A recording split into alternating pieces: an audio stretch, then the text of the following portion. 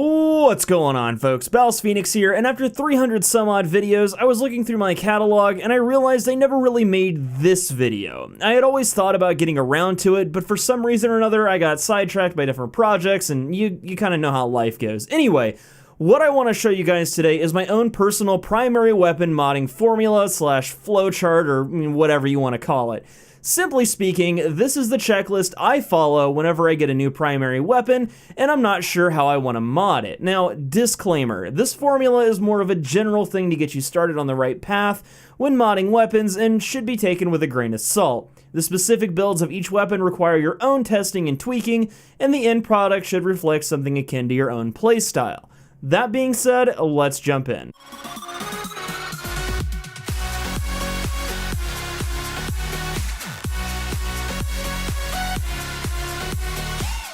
Alrighty, so before we get too deep into this, you should know that there are generally 4 types of weapons, I guess you could say.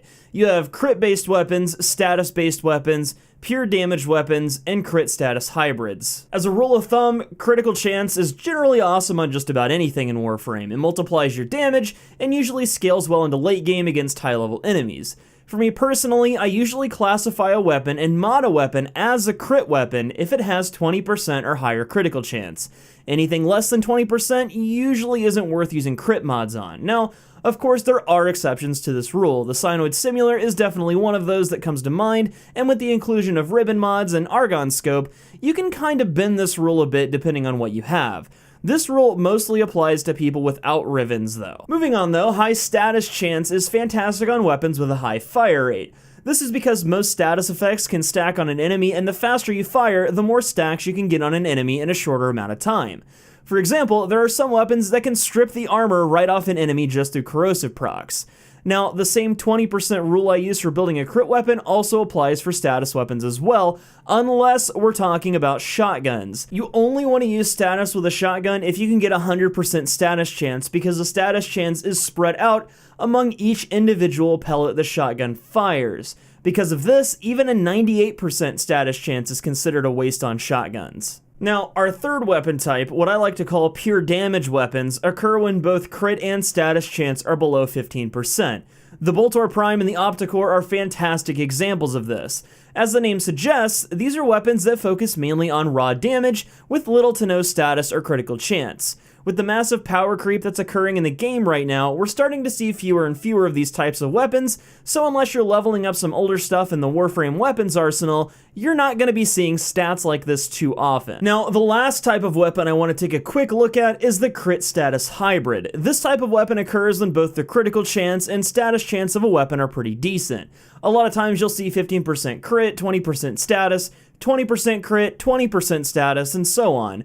If modded correctly, these can be pretty fantastic weapons as you sort of get the best of both worlds. The Latron Prime, the Zuga, and most famously the Prisma Gracata are all good examples of primary weapons that have this sort of trait. Okay, so now that we're familiar with each type of weapon, let's talk about the general mod setups for each one. Now, as I said earlier in the video, specific special weapons require testing and player preference to truly work out for you. Also, these tips don't factor in ribbon mods. This is more so a general guideline of where to start that you should see some great results with. If you have a specific question about a specific weapon, check my Watch It in Action playlist here on my channel. There's a really good chance I've made a video for the weapon that you're asking about. Alrighty, so first up, let's take a look at a general build for crit primary weapons. This is the Soma Prime. It's basically the assault rifle type weapon that all other assault rifle type weapons are compared to even today. Taking a look at its base stats, we see that it has a whopping 30% critical chance, a 3 times critical multiplier, and only 10% status chance. Through the power of deduction, we can very safely assume that we're going to be building this thing for crit chance. So with that in mind, the quote-unquote mandatory mods for a crit build like this would be Vital Sense, which increases our critical multiplier, aka critical damage, Point Strike, which increases our critical chance, Split Chamber, which increases our multi-shot, and Serration to increase our overall damage. You'll also want 2 90% elemental mods to give you a combined element that fits whatever you're fighting. So with that, it's a total of 6 mod slots taken up. From here, you have 2 mod slots to play around with.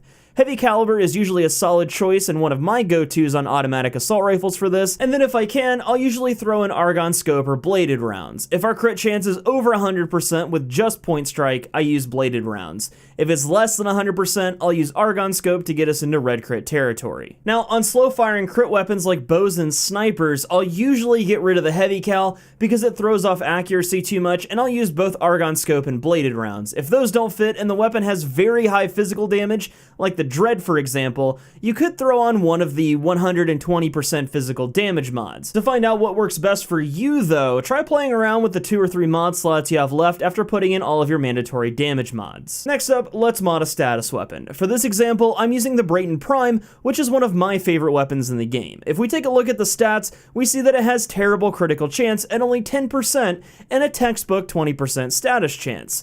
Hopefully it's pretty clear what we're going to be modding for. Now to start, throw on your mandatory mods. If you're a Sharp 10-0, you'll notice that we see some of the same mods on this build as we did the crit build we saw a second ago. We've got Serration, Split Chamber, and Heavy Caliber because this is a fast firing weapon with decent accuracy. Where the things change though are the elemental mods. Here I'm using 3 60% elemental mods that each give 60% of their respective damage type as well as 60% status chance. You can use 4 60% mods here for higher status, but I found in this case that the damage output was better with a 90% elemental mod thrown in that leaves me with 1 slot to put in whatever I want. As a small note here, if you can get 100% status with 4 60% mods, go for it. Alternatively, if I have an extra slot left, I'll go with Shred if I can, because increased fire rate means more DPS, and the ability to shoot through multiple enemies is probably one of the most understated utilities in this game. I always take punch through when I can. Moving on, pure damage weapons are very simple to mod. For that, let's take a look at the Boltor Prime. Its critical and status chance stats are pretty awful, so neither build is going to yield a fantastic result. That leaves us with the option of trying to crank out as much raw damage as possible. To do that, we'll need our mandatory mods Split Chamber, Serration, and since it's a fast-firing weapon with good accuracy, we'll be using Heavy Caliber as well. This leaves us with 5 slots. Typically, I'll fill 4 of those 5 with elemental mods. This gives us 2 combined elementals, which in this example are Corrosive and Blast. You can swap these around by changing the order of the mods to get different combined elements. If you want just one combined element and a single element like Fire, Electricity, or Toxin, just remove one of the elemental mods and run with only 3 of them. You can typically replace the 4th slot with a physical damage mod, like the 120% ones. As you can see here, we've got 1 slot left and I'm using it for Shred. Pretty simple stuff, right? Now, for our last weapon type, we've got the Crit Status Hybrid. Let's take a look at the Zuga for that.